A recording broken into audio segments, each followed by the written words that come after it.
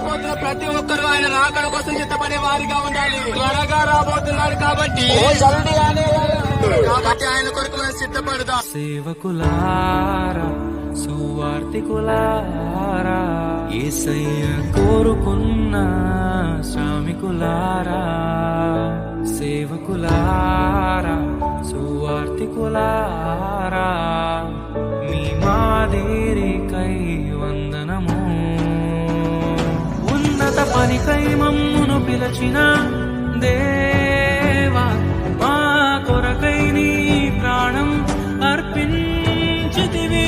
నీలో నిలచి ఉండుటే మా భాగ్యము, నీ కొరకై జీవించెదము. సేవకులారా, సువార్తికులారా, యేసయ్య కోరుకున్న